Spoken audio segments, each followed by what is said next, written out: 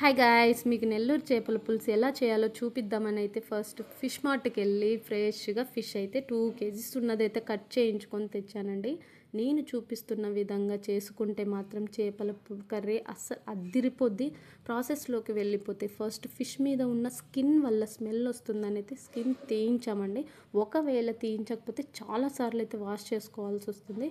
First వాటర్తో wash చేసి and కల్లుప్పు అండి, కల్లుప్పు అంటే దొడ్డుప్పు, సో దాన్ని వేసి 2 or 3 టైమ్స్ దాకా వాష్ చేసుకోవాలి. ఈ వీడియోలో చూపిస్తున్న విధంగా ఫిష్ని క్లీన్ చేసుకొని ఒక బౌల్లో 1 కప్పు పెరుగు, 1 స్పూన్ పసుపు వేసుకొని అందులోకి క్లీన్ చేసిన ఫిష్ ముక్కల్ని ఇలా వేసుకొని బాగా వాష్ చేసుకోవాలండి.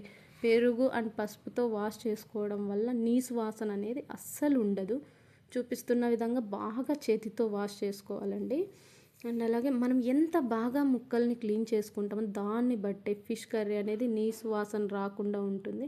ఇలా చేతితో బాగా తిప్పుతూ ముక్కను చేతితో బాగా రుద్దాలి. తర్వాత ఫైనల్గా వాటర్ పోసుకొని ఒకసారి అయితే క్లీన్ చేసి పక్కన పెట్టుకోవాలి. తర్వాత చింతపండు కొంచెం ఎక్కువగా తీసుకోండి, ఉడికించుకొని గుజ్జు తీసుకోవాలి. ఉడికించుకోవడం వల్ల పచ్చివాసన లేకుండా చింతపండు పులుసు టేస్టీగా ఉంటుందండి. తర్వాత ముక్కల్లోకి తగినంత ఉప్పు, పసుపు, కారం వేసుకోండి.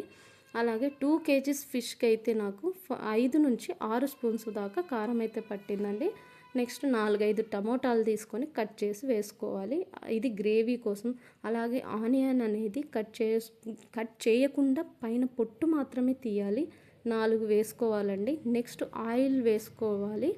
4-5 స్పూన్ల దాకా ఆయిల్ అయితే పడుతుందండి. పచ్చి కరివేపాకు కొంచెం వేసుకోవాలి, ఫ్లేవర్ బాగుంటుంది. సో మనం ఉడకబెట్టుకున్న చింతపండు గుజ్జు బాగా స్మాష్ చేసుకుని అందులోకి తక్కువ వాటర్ వేసుకొని ఆ గుజ్జుని అందులోకి వేసుకొని బాగా కలుపుకోవాలి. తర్వాత మనకి ఎంత పులుసు కావాలంటే అన్ని వాటర్ అయితే పోసుకోవచ్చు.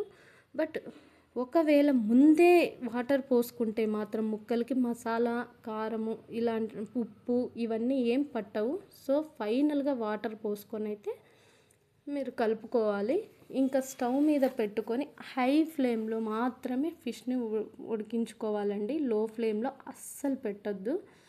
అండ్ ఈ ఫిష్ కర్రీ అయితే 2 or 3 డేస్ వరకు చాలా బాగుంటుందండి. ఎటువంటి స్మెల్ ఉండదు.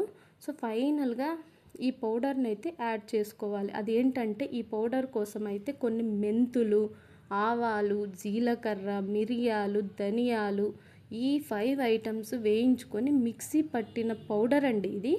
అది ఉడుకుతూ ఉండగానే పక్కన పోపు వేసుకోవాలి. ఆ పోపుకి కొంచెం ఆయిల్ బాగా హీట్ అయ్యాక ఆవాలు, జీలకర్ర, కొన్ని వెల్లుల్లి, అలాగే 2 ఆనియన్స్ని ముక్కలుగా కట్ చేసి వేసుకోవాలి. సిమ్లో పెట్టుకొని ఫ్రై చేసుకోవాలండి. బాగా ఫ్రై అయ్యాక అందులోకి వేసి కలుపుకోవాలి. ఇలా ఉడుకుతూ ఉన్నప్పుడు ఫైనల్గా ఇంకో 10 నిమిషాల్లో అయిపోతుంది అన్నప్పుడు ఒక మ్యాంగోని పెద్ద పీసెస్గా కట్ చేసుకొని వేసుకోవాలి. ఇన్ కేస్ ఉంటే వేసుకోండి, లేకపోతే స్కిప్ చేయొచ్చు. కాకపోతే ఈ మ్యాంగో వల్ల చాలా టేస్టీగా ఉంటుందండి ఈ చేపల కర్రీ అనేది. మ్యాంగో ముక్క ఉడికిందో లేదో చూసి ఫైనల్గా కొంచెం కరివేపాకు, కొంచెం కొత్తిమీర అయితే యాడ్ చేసుకోవాలి.